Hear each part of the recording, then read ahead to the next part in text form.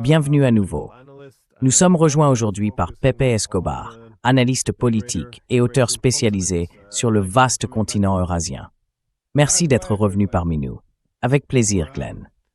Je voulais donc vous interroger à propos de l'Iran, évidemment, alors que le monde regarde avec stupeur et horreur ce qui se passe. Je pense souvent au général américain Wesley Clark. Il avait fait un commentaire à propos de ce qui s'est passé après les attentats du 11 septembre, disant qu'ils avaient un plan pour éliminer 7 pays, l'Iran, l'Irak, la Syrie, le Liban, la Libye, la Somalie et le Soudan.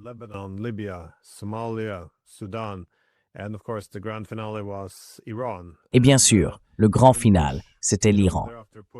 Même Bush a ensuite placé l'Iran dans l'axe du mal. Pourquoi cela est-il si important pour les Américains? Parce qu'il s'agit d'une cible très différente de celle qu'ils ont eue au cours des 30 dernières années. Tous les présidents américains, semble-t-il, voulaient plus ou moins s'en prendre à l'Iran. Ils tenaient tous le même discours que Trump. Mais ils savaient que ce serait trop ambitieux à affronter. Et pourtant, Trump est allé jusqu'au bout. Quelle est, selon vous, la signification stratégique ici? En dehors, bien sûr, de libérer les filles et tout ça, d'aider les manifestants, c'est balivernes. Non, Glenn, c'est bien plus compliqué que ça. L'Iran, c'est le Saint Graal. Je suis l'un des derniers correspondants étrangers à l'ancienne encore en activité sur la planète. J'étais en Afghanistan avant, pendant et après le 11 septembre. Et j'étais en Irak avant, pendant et après. Je suis allé en Iran de nombreuses fois dans les années 2000, y compris à l'époque où Rumsfeld et le régime Cheney parlaient de bombarder l'Iran. C'était d'ailleurs le refrain hebdomadaire de John McCain. Nous savions donc tous que l'Iran était le grand prix. Il l'a toujours été. Selon le Project for the New American Century, selon Clean Break, selon l'influence sioniste déjà présente à Washington dans les années 90, partout. Donc bien sûr, il ne pouvait pas le faire avant. Et ce que dit en réalité la fameuse citation de Wesley Clark, c'est qu'ils ont eu tout le monde.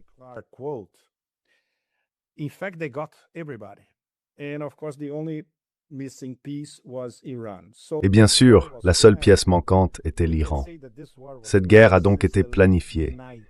On peut dire qu'elle a été planifiée depuis la fin des années 1990, en fait pas seulement depuis 20 ou 25 ans, mais même plus tôt, au millénaire précédent. Et maintenant, ils ont trouvé le messager parfait, ce que certains de mes amis chinois, des universitaires, appellent le babouin de la Maison-Blanche. J'adore ça. Le babouin barbare de la Maison-Blanche, totalement contrôlé par les sionistes, non seulement par Netanyahou, mais aussi par le cercle qui l'entoure, l'Alliance sioniste internationale, surtout celle financière.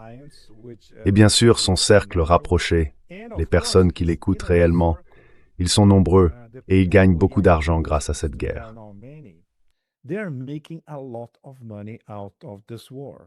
Et cela inclut tout le monde, à commencer par le sinistre Jared Kushner. Cela devrait faire l'objet d'une enquête à part entière, évidemment, puisqu'il n'y a plus de véritable journalisme d'investigation aux États-Unis. Vous voyez, ce genre d'information n'apparaît que sur des comptes Substack, par exemple. Mais la manière dont Kushner en tire profit, et ce, dès son départ de la Maison-Blanche après Trump 1-0, lorsqu'il a obtenu les premiers 2 milliards de dollars pour son fonds Affinity Partners directement de MBS. En gros, MBS a signé un chèque pour Kushner. Et maintenant, le montant est encore plus élevé, 5 milliards de dollars. Il reçoit 5 milliards des Saoudiens pour soutenir Kushner. Bien sûr, le père d'Ivanka, disons-le ainsi, est le véritable cerveau de ce couple. Ce n'est pas Jared Kushner. C'est en réalité Ivanka.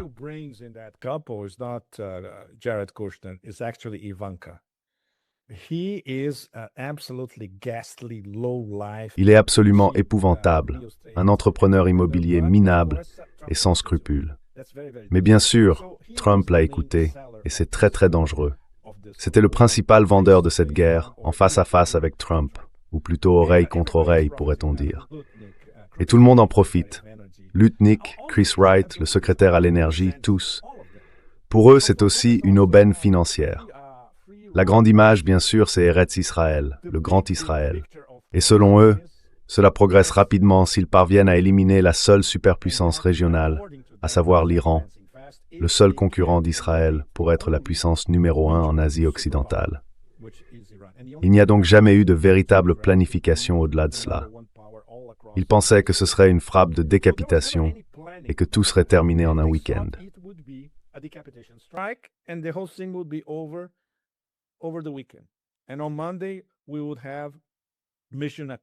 Et lundi, nous aurions eu droit à une mission accomplie. Vous savez, Wall Street en pleine euphorie et tout le reste.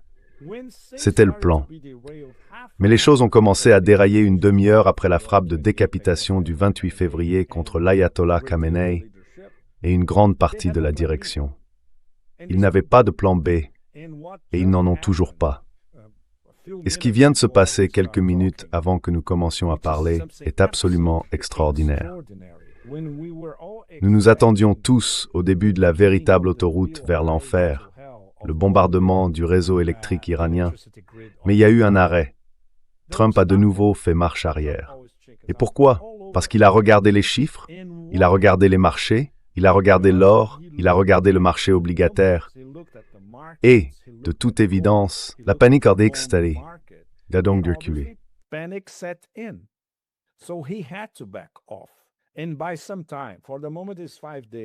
Et pour le moment, cela fait 5 jours. Nous ne savons pas comment tout cela va évoluer. Mais le plus intéressant, c'est que quelques minutes plus tard, les Iraniens sont allés en ligne et ont essentiellement dit au monde entier que le président des États-Unis est un menteur. Il n'y a aucune discussion en cours actuellement. Et c'est ce que nous entendons d'Araghchi, le ministre des Affaires étrangères, de Kalibaf, le président du Parlement, et d'autres sources politiques à travers Téhéran. Il a tout inventé. Et la principale raison, c'est ce que disent les analystes financiers, la principale raison, c'est le marché obligataire. Lorsque Trump a vu que le marché obligataire devenait totalement incontrôlable, avec les rendements des bons du Trésor à 10 ans atteignant 5%, dépassant même 5%, puis redescendant à 4,5% et maintenant autour de 4,4% environ, il a compris que cela pouvait remonter.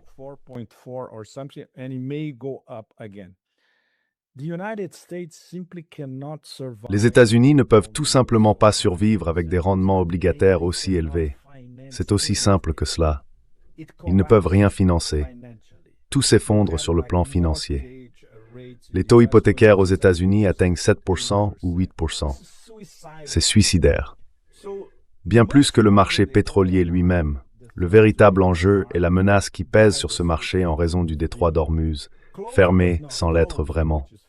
Ce qui est en réalité assez intéressant. En fait, il n'est pas fermé. Il y a un péage. Il faut payer pour entrer. Si vous payez, aucun problème. Vous naviguez dans les eaux territoriales iraniennes. Et tout d'abord, votre cargaison doit avoir été réglée en pétro-yuan. Ce sont les 3 impératifs. Si vous les respectez, aucun problème. Vous pouvez traverser. Tout le monde peut traverser, y compris les Japonais, qui se demandent « Dois-je rester ou partir ?»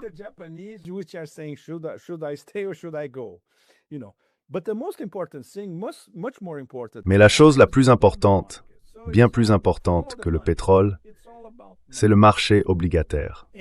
Tout tourne autour de l'argent. Il ne s'agit que d'argent. Et évidemment, les personnes qui gagnent de l'argent grâce à cette guerre aux États-Unis sont absolument terrifiées, car la situation leur échappe complètement. Ce serait la principale raison d'envisager une sorte d'accord. Mais Glenn, nous savons qu'un accord est impossible quand on regarde la liste des exigences du côté iranien et celle du côté américain. Il est absolument impossible de trouver un terrain d'entente. Et c'est pour cela que la situation reste si dangereuse. C'est comme, vous savez, une machine infernale, une machine d'escalade qui tourne depuis 3 semaines, dont on pensait aujourd'hui qu'elle serait sous contrôle, et qui est désormais totalement hors de contrôle.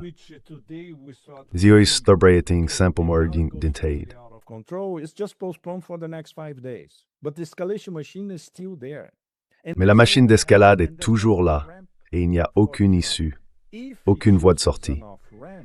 Pour Trump, s'il choisit une voie de sortie, cela signifie en pratique la fin de l'empire américain. Et même les personnes avec un QI de 10 peuvent le comprendre aux États-Unis. En même temps, il ne peut pas satisfaire les exigences des Iraniens, dont certaines sont vraiment extrêmes. Plus de bases américaines nulle part en Asie occidentale, paiement de réparation. Certains chiffres qui circulent évoquent 500 milliards de dollars, et bien sûr, la poursuite de leur programme nucléaire et balistique, comme ils l'entendent. Tout cela, du point de vue américain, est hors de question. C'est donc toujours un suspense. Le dénouement devait avoir lieu aujourd'hui. Maintenant, il faut attendre encore 5 jours.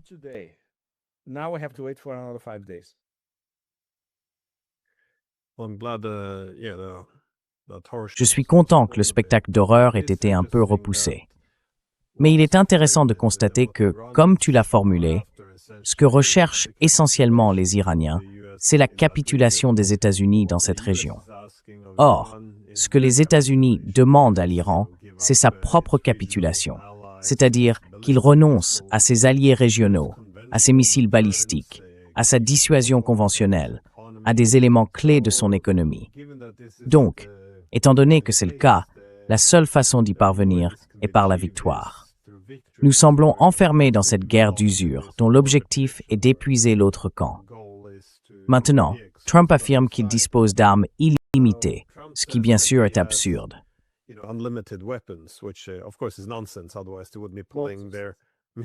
Sinon, ils ne retireraient pas leur défense antimissile d'Asie. Cela n'a aucun sens. Mais nous avons une idée générale, disons, assez claire de ce que possèdent les États-Unis, ainsi que de leur capacité à produire de nouvelles armes. En revanche, concernant les armes de l'Iran, nous en savons beaucoup moins. Les Iraniens affirment qu'ils ont de nombreuses armes stockées dans leurs tunnels, des dizaines de milliers, encore une fois. Mais il est très difficile de le vérifier. Non seulement la quantité, mais aussi la qualité. Alors, que savons-nous réellement des armes iraniennes, en particulier de leur qualité? La quantité est un peu plus difficile à évaluer, je suppose.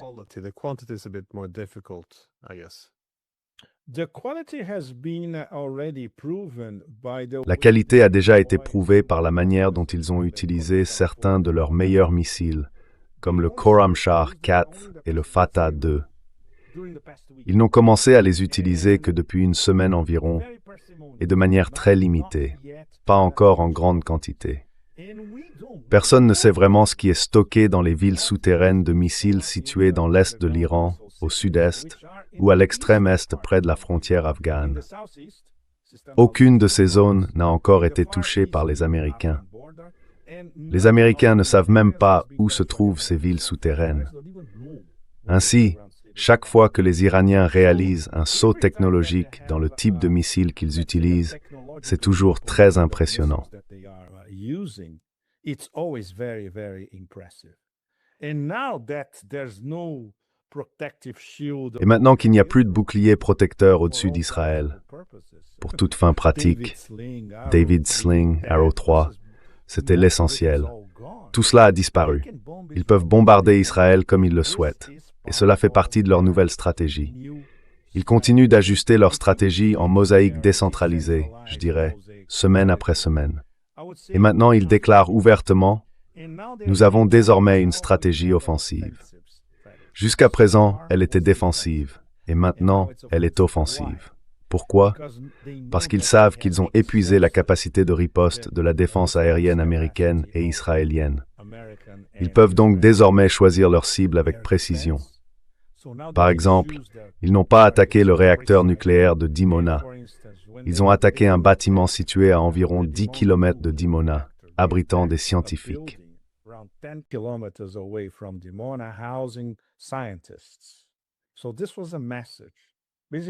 C'était donc un message. En gros, ils disent « Regardez, nous pouvons bombarder Dimona quand nous le voulons, mais nous ne le ferons pas maintenant. Si vous bombardez Natanz, nous bombarderons Dimona. » Cela fait aussi partie du message.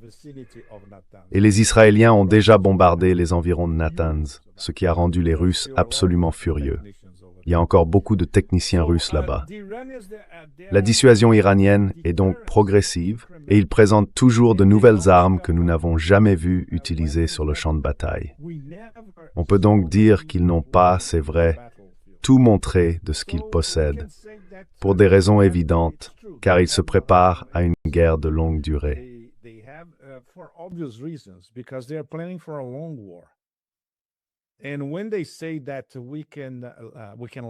Et quand ils disent qu'ils peuvent tenir les 6 prochains mois, oui, ils le peuvent. D'abord parce que nous ne savons pas où se trouvent la plupart de ces missiles et drones. Ensuite, chaque semaine, ils sortent de nouvelles armes que nous n'avons jamais vues auparavant. Enfin, nous n'avons même pas encore vu ce qu'ils ont réellement pour défendre le détroit d'Ormuz et le golfe Persique, en supposant que les Américains s'en approchent, disons-le ainsi. Voilà donc ce que signifie la dissuasion. Et voici comment on met en œuvre une stratégie en mosaïque décentralisée qui peut être ajustée volontairement, de manière progressive, méthodique, méticuleuse. Et c'est extrêmement impressionnant. Et de l'autre côté, que voyons-nous? La seule chose qu'ils font, bombarder sans discernement, bombarder des cibles civiles, bombarder des quartiers résidentiels à Téhéran.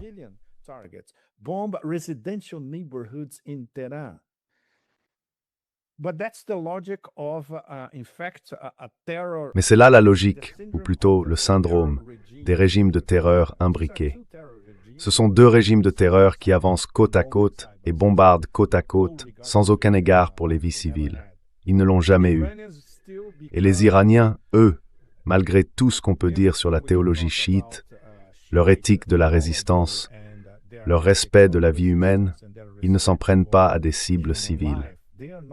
Ils commencent à viser des infrastructures civiles à double usage en Israël. C'est une autre histoire, car désormais, ils veulent essentiellement se concentrer sur la destruction de tous les nœuds essentiels qui permettent à l'État d'Israël de fonctionner. C'est ce qu'ils appellent la grande constriction. C'est leur propre terminologie. Et cela a commencé il y a 3 ou 4 jours.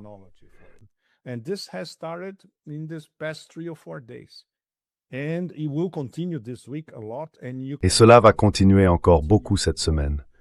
Vous pouvez en être sûr. Ils vont continuer à bombarder les raffineries de Haïfa et les installations militaires. Certaines de ces installations se trouvent juste à côté de l'aéroport Ben Gurion. Il n'y a aucun doute là-dessus. Évidemment, les Israéliens ne peuvent pas l'admettre, même avec l'énorme censure qui existe en Israël. Mais maintenant que certaines images circulent partout, tout le monde peut voir qu'ils se font à nouveau pilonner, comme pendant la guerre de 12 jours.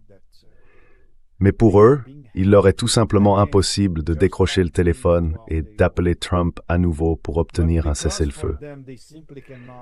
D'abord parce que personne ne veut de cessez-le-feu dans la situation actuelle. C'est la logique de l'escalade des deux côtés, des 3 côtés, si l'on compte Israël comme un camp à part. Ils vont continuer à se faire pilonner.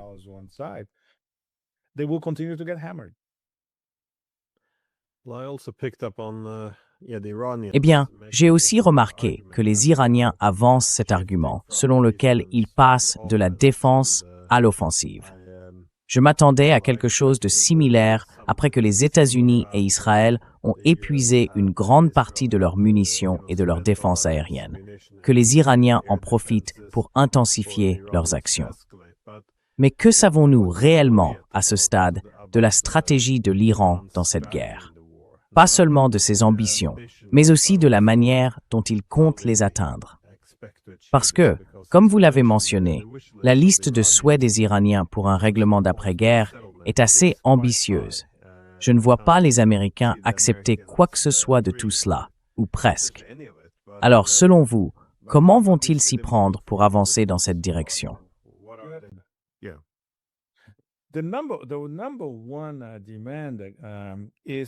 La principale revendication est bien sûr plus aucune base militaire américaine à travers l'Asie de l'Ouest. Eh bien, ils s'en occupent déjà, car 70 à 80% de ces bases sont déjà complètement détruites. Et cela après seulement 3 semaines de guerre. Si cela continue encore 3 semaines, ils les détruiront toutes. Point final. Et hier, quelque chose de vraiment extraordinaire s'est produit. dont personne ne parle, mais dont la portée est stratosphérique. 23 ans après le choc et effroi en Irak, les États-Unis et l'OTAN ont été expulsés d'Irak. Point final. Ils n'y sont plus. C'est fini. Ils n'ont qu'une base à Erbil, mais cela ne compte pas, parce que le Kurdistan irakien est essentiellement dirigé par une bande de gangsters.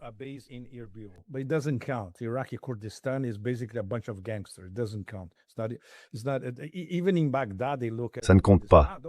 Même à Bagdad, ils regardent le Kurdistan. Ah, ces gangsters. Mais l'Irak lui-même, il n'y a plus de troupes américaines ou de l'OTAN. Il a fallu 23 ans. Et à la fin, ils ont dû accepter un cessez-le-feu parce qu'ils étaient bombardés sans relâche par les différentes branches de la résistance irakienne. Le Hashd al-Sha'abi, Kataib Hezbollah et de nombreux autres groupes et milices. Donc c'est possible, à long terme, sans relâche, avec une vision claire et une force spirituelle. On pourrait dire qu'il existe de nombreuses variantes de la manière dont la résistance fonctionne. Dans le cas de l'Iran, il ne se prépare pas à cette guerre depuis 47 ans. Il s'y prépare depuis 2005 ou 2006, disons-le ainsi, environ 20 ans.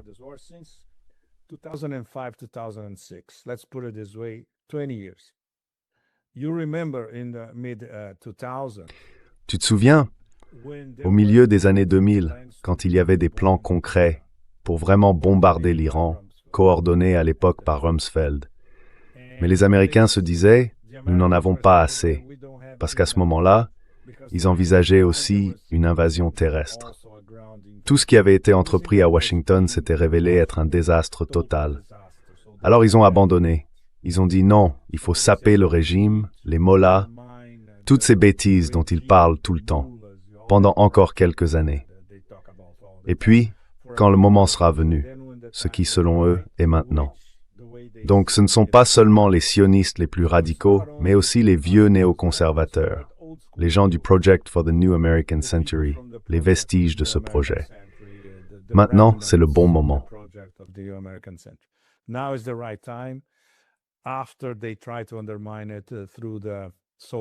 Après qu'ils ont tenté de le saper par le biais des soi-disant manifestations, qui, oui, comprenaient des protestations légitimes, mais qui ont été instrumentalisées par des forces étrangères, le moment est venu, et ils vont avoir un réveil très brutal.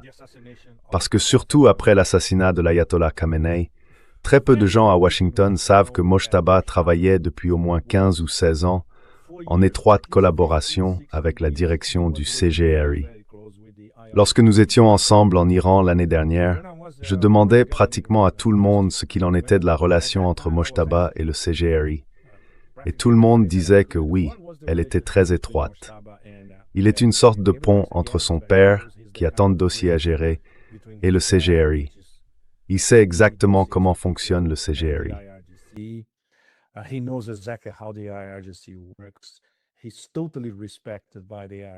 Il est totalement respecté par les gardiens de la révolution islamique. Je me souviens qu'en mai de l'année dernière, il me disait que oui, il faisait partie des principaux candidats pour devenir le prochain guide suprême. Il y avait 3 prétendants, mais il était très bien placé, surtout en raison de sa relation avec les gardiens de la Révolution. Donc le fait qu'il ait été élu par le Conseil des experts pour devenir le nouveau guide suprême, même s'il n'est pas un grand ayatollah, montre qu'il mise sur l'idée, sur le symbole, sur le fait qu'il poursuit l'œuvre de son père. Et cela est si puissant que, même s'il n'apparaît pas en public, son aura et son influence sont immenses. Il a été universellement respecté dès le premier jour.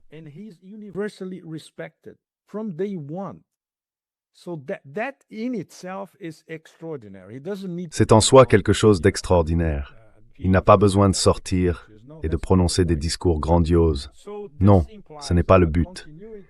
Cela implique une continuité du gouvernement, une continuité de l'idée de résistance, avec la différence qu'à présent, ceux qui sont entièrement aux commandes sont les gardiens de la révolution islamique. Il n'y a aucun doute là-dessus. Ce sont eux qui dirigent l'Iran en ce moment.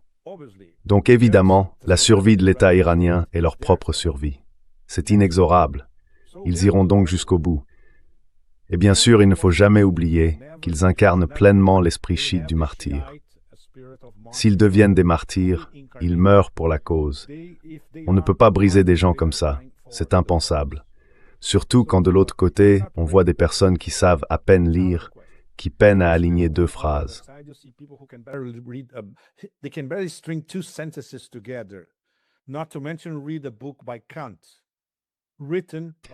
Sans parler du fait de lire un livre de Kant, écrit par Ali Larijani, lui aussi assassiné. Ainsi, le déséquilibre entre l'esprit de barbarie d'un côté et l'esprit de la culture persane de l'autre est brutal. Et ils ont appris quelque chose qu'ils ne savaient pas auparavant, l'art des relations publiques. Leur communication fonctionne extrêmement bien dans tout le Sud global. Désormais, ils sont devenus des vedettes en termes d'opinion publique. Le soutien à l'Iran dans le Sud global est pratiquement unanime aujourd'hui. Faire ces petites vidéos amusantes avec des personnages en Lego, et tout cela fait des miracles en matière de communication, montrant qu'ils ont une certaine marge de manœuvre. L'un de leurs porte-parole a même dit « Donald Trump, vous êtes viré. » Oui, j'ai vu ça, c'était absolument génial. Ils ont complètement renversé la situation.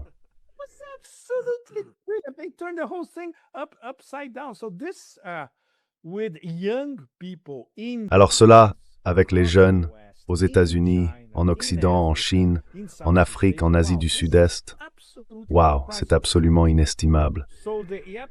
Le syndicat Epstein a déjà perdu la bataille de l'opinion publique à l'échelle mondiale, c'est certain.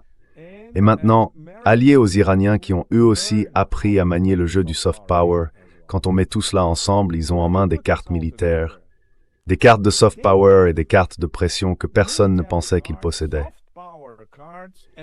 Il y a 3 ou 4 semaines, personne n'aurait parié qu'ils résisteraient. D'abord, qu'ils résisteraient aussi longtemps et qu'ils riposteraient avec autant de vigueur qu'ils le font aujourd'hui. Bien sûr, une fois de plus, ils ont été sous-estimés. Et c'est l'un des traits caractéristiques de l'Empire. L'Empire sous-estime tout le monde.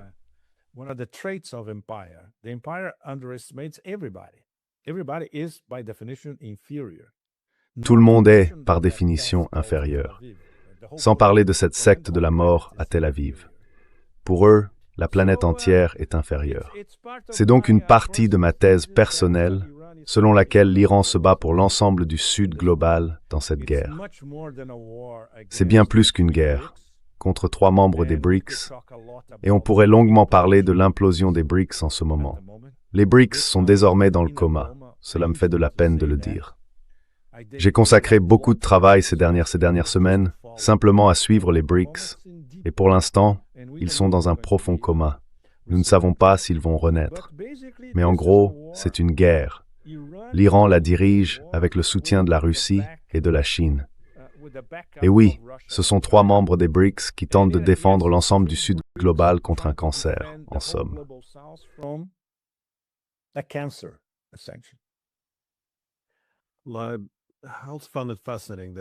J'ai toujours trouvé l'image de l'Iran fascinante.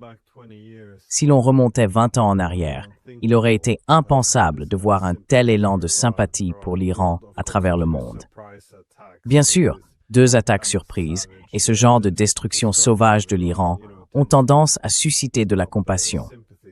Mais je pense qu'il y a plus que cela. Ce que tu as dit à propos de la continuité est aussi un très bon point, car c'est là le problème quand on diabolise son adversaire. On suppose qu'ils sont tous faibles, qu'un seul dirigeant malfaisant maintient tout l'édifice debout. La continuité, à mon avis, a été sous-estimée.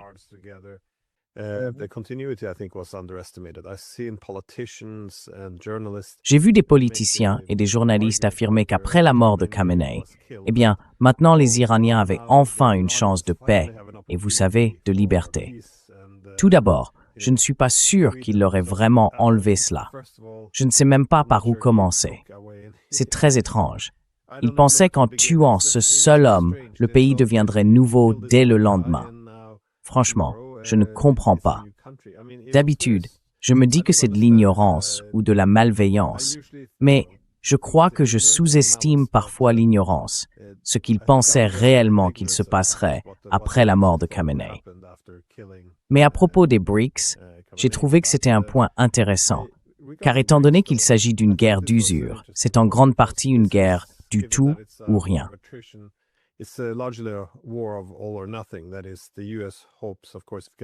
Autrement dit, les États-Unis espèrent, bien sûr, pouvoir renverser le gouvernement iranien et peut-être le remplacer par un gouvernement pro-américain. Sinon, simplement détruire l'Iran, le balkaniser, peu importe la forme que cela prendrait. Cela affaiblirait également la Russie et la Chine. D'un autre côté, si les États-Unis échouent, on verra un Iran beaucoup plus fort, étroitement lié à la Russie et à la Chine. En somme, ce grand projet eurasien deviendra bien plus puissant qu'il ne l'était auparavant. Mais alors, pourquoi voit-on les BRICS dans le coma, ainsi que l'Organisation de coopération de Shanghai? Qu'en pensez-vous? L'Iran est désormais membre des deux. Comment voyez-vous leur avenir?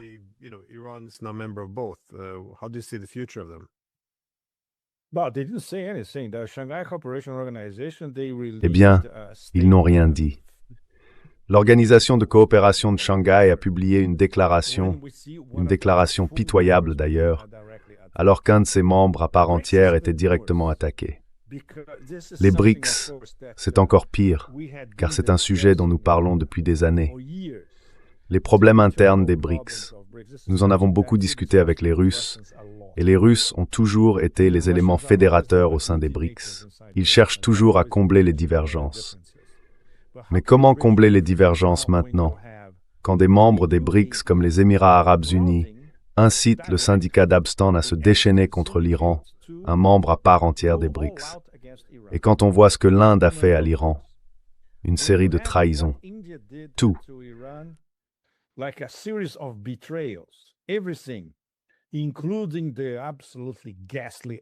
Y compris cet épisode absolument épouvantable avec le navire qui avait été invité pour cette émission. Et lorsqu'il a quitté les eaux territoriales indiennes, il a été torpillé par les Américains. Personne ne sait vraiment. On débat encore sans fin pour savoir si les Indiens ont transmis la coordination aux Américains ou non. Il y a un immense débat à ce sujet, y compris parmi de nombreuses personnes bien informées et compétentes en Inde. Certains de ces analystes et chercheurs là-bas sont absolument consternés. Ils ont dit « Écoutez, nous n'avons pas de mots pour exprimer à nos amis du Sud global à quel point la politique étrangère indienne trahit les valeurs indiennes. Nous ne sommes pas ce gouvernement actuel. Mais ils ne peuvent pas faire grand-chose. Les divisions internes au sein des BRICS sont terribles. Le Brésil est une plaisanterie.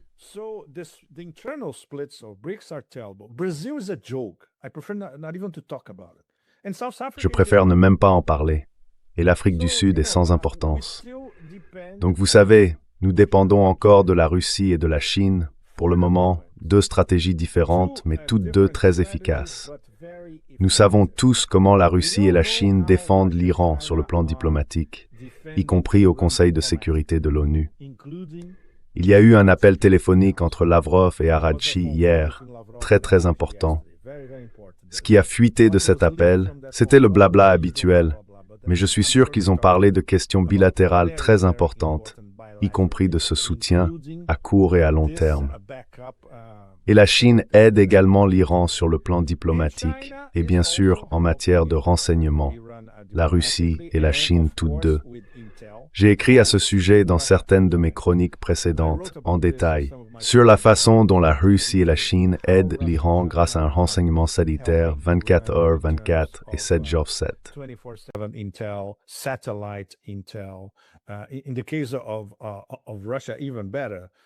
Dans le cas de la Russie, c'est encore mieux. Ces Shaheds envoyés en Russie ont été transformés en géranium, puis sont retournés en Iran, et maintenant ils se trouvent sur le champ de bataille, bien améliorés par rapport aux Shahed d'origine. Sans parler de la fameuse navette Astrakhan-Téhéran, où nous n'avons aucune idée de ce que contenaient ces avions cargo Ilyushin venant de Russie vers l'Iran, tant en matière de matériel que de logiciel. Donc, ils soutiennent clairement l'Iran, il n'y a aucun doute là-dessus. Mais ils voient plus loin sur le long terme.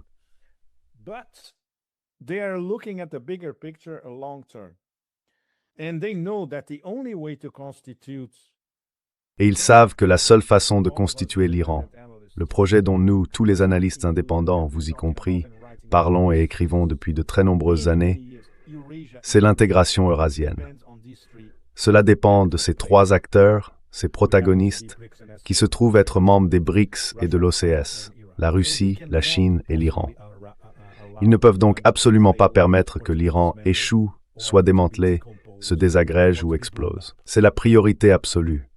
C'est ce qui guide leurs considérations stratégiques à Moscou et à Pékin. Sur le plan concret, au quotidien, c'est fascinant, car par exemple, les Russes disent « Regardez, les Iraniens ne demandent rien, tout comme ils ne l'ont pas fait récemment. »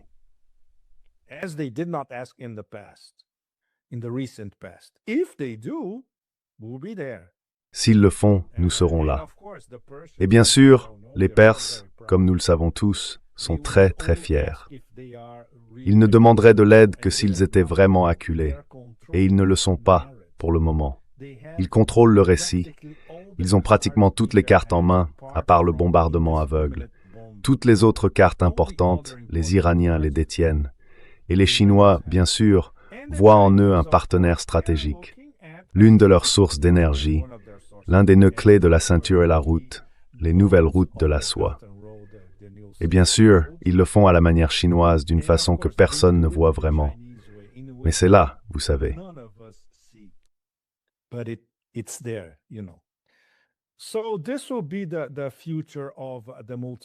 Ainsi, l'avenir du monde multipolaire de l'intégration eurasienne dépendra de ces trois acteurs. Et pour le moment, on peut dire que les BRICS ne représentent absolument rien. J'espère que cela changera.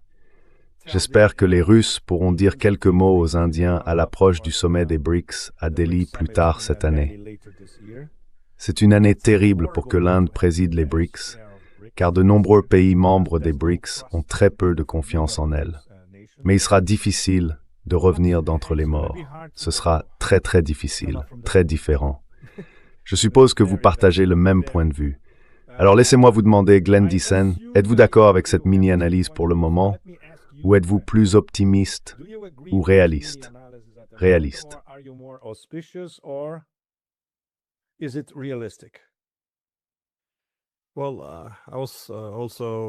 Eh bien, j'ai aussi été un peu choqué par le comportement des Indiens. La façon dont ils ont invité l'Iran à participer à cet exercice naval, puis ont vu les Américains détruire le navire de guerre iranien sur le chemin du retour, sans pour autant parvenir à le condamner d'aucune manière. J'ai trouvé cela assez choquant.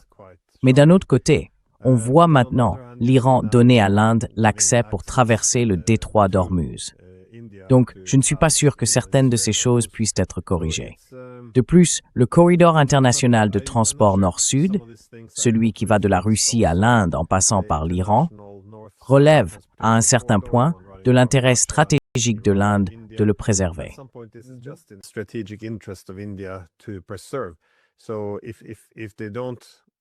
Donc, s'ils ne développent pas cela avec les Iraniens, ils ne pourront pas se connecter correctement avec les Russes, ce qui signifie que les Russes se rapprocheraient encore davantage de la Chine.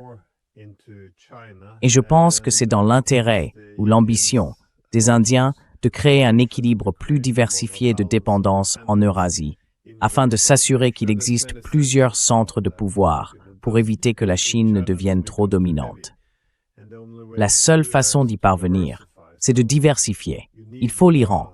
Sans l'Iran, l'Eurasie sera très très centrée sur la Chine. Et c'est pourquoi ce n'est pas dans l'intérêt de l'Inde, ni dans celui des États-Unis. Je ne comprends donc pas cette obsession à vouloir déconnecter ce corridor. Cela me semble très insensé.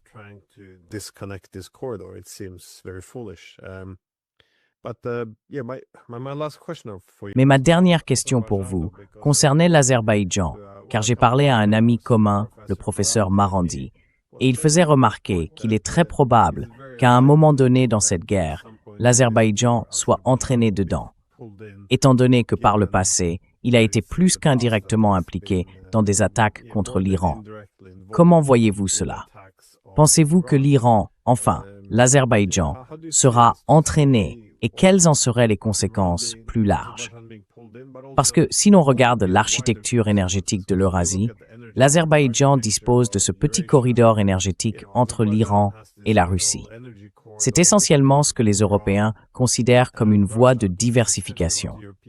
Même aujourd'hui, ils n'ont ni l'Iran, ni la Russie, ni les États du Golfe. Autrement dit, ils ne peuvent pas se passer de l'Azerbaïdjan. Thénatsan dans est plus sensible et tiré to repasser. It's become even more sensitive now than it was in the past. Absolutely. And of course there is the BTC. Absolument. Et bien sûr, il y a l'angle BTC-BTS. Les chiffres varient, c'est quelque part entre un peu plus de 30 et 49% du pétrole d'Israël qui provient du BTC, l'oléoduc Bakou-Tbilissi-Ceyhan. C'est une histoire que je suis depuis le début, quand Brzezinski est allé à Bakou en 1995 pour vendre l'idée au clan Aliyev. C'est une très très longue histoire.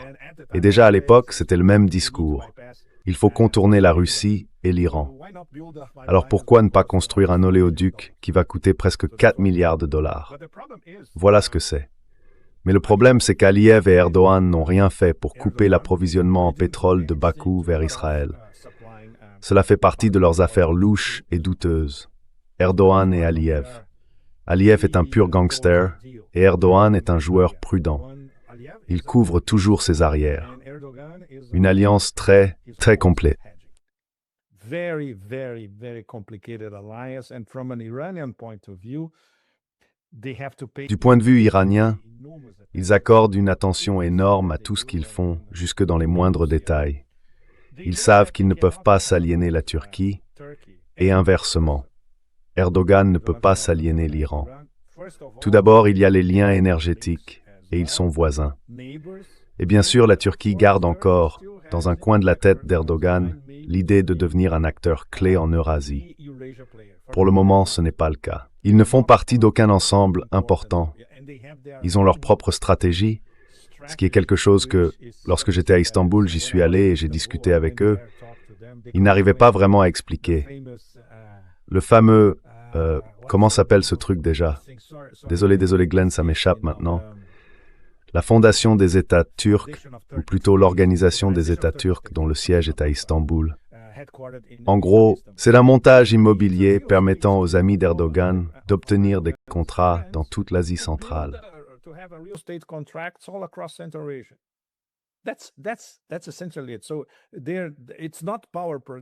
C'est essentiellement ça. Donc il ne s'agit pas de projection de puissance. En termes géopolitiques, quand on met la Turquie en concurrence avec la Chine et la Russie en Asie centrale, c'est une plaisanterie. Il ne compte même pas, n'est-ce pas? Mais l'ambition est là. Et bien sûr, la relation entre la Turquie et Israël reste extrêmement trouble. Notre ami le professeur Morandi, d'ailleurs, en parle tout le temps. Sa position est très... Eh bien, je dirais qu'elle est alignée sur celle des classes dirigeantes à Téhéran, y compris les analystes militaires. On ne peut rien croire de ce qu'Erdogan dit.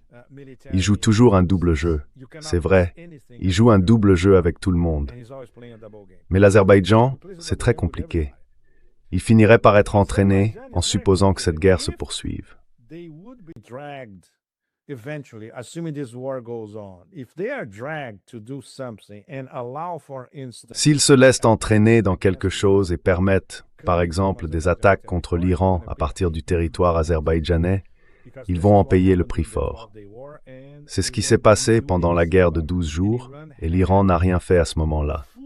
Mais l'Iran avait des preuves formelles que des drones provenaient du territoire azerbaïdjanais pour attaquer l'Iran. Si cela se reproduit, Aliyev va avoir de très très gros ennuis. C'est le moins qu'on puisse dire. Pour le moment, c'est une situation d'attente. Ils se disent que cette guerre ne les concerne pas et qu'au final, selon la tournure des événements, ils pourraient même en tirer profit. Mais rien n'est encore certain. Quoi qu'il en soit, j'ai reçu une invitation à l'un de ces forums à Bakou. Je vais l'accepter, car j'aimerais poser ces questions aux gens sur place, à condition qu'ils ne me jettent pas en prison.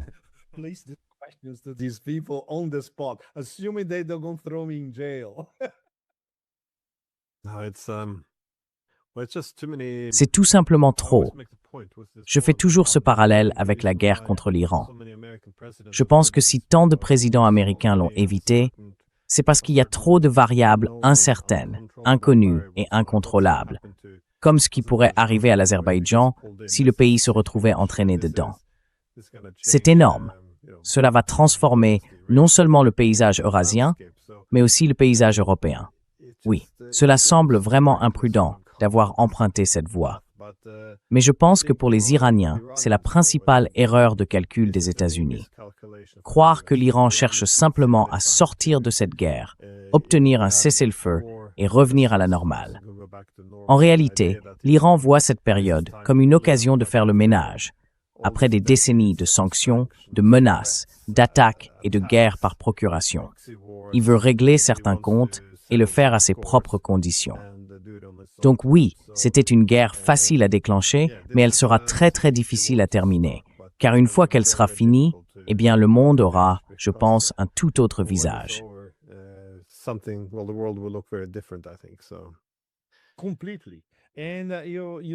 Tout à fait. Et tu vois, Glenn, une partie de leur, je dirais l'un des impératifs catégoriques figurant sur leur liste de revendications, c'est la fin des sanctions. Autrement dit, plus de sanctions, point final. Ce qui est absolument impossible, car ces sanctions devraient être abolies par le Congrès américain, et nous savons que cela n'arrivera jamais. Le paiement de réparation, cela n'arrivera pas non plus. Peux-tu imaginer l'Empire verser des réparations à l'Iran? Et pour les Iraniens, c'est une question de foi. C'est l'un de leurs 3 ou 4 points principaux, avec la fin des bases militaires américaines en Asie de l'Ouest. Ainsi, le gouffre, au sens propre, figuré et autrement, entre les deux camps, est infranchissable.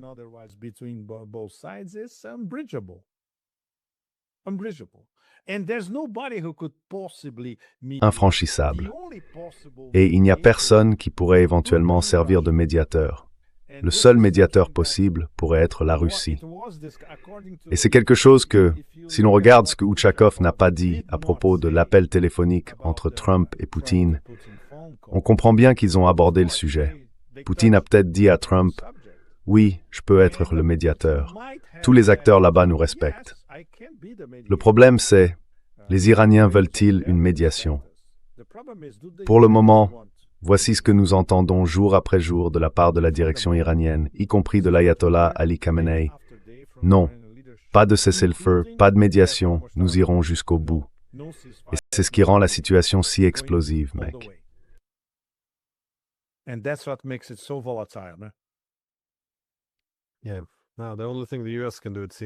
Oui.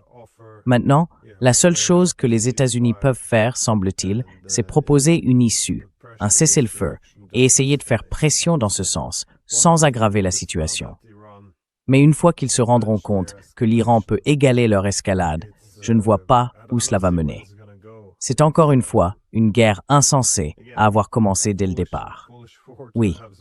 Enfin, Pépé, c'est toujours un plaisir de te voir, et j'espère te revoir bientôt en personne. Merci beaucoup. Tous mes vœux de réussite.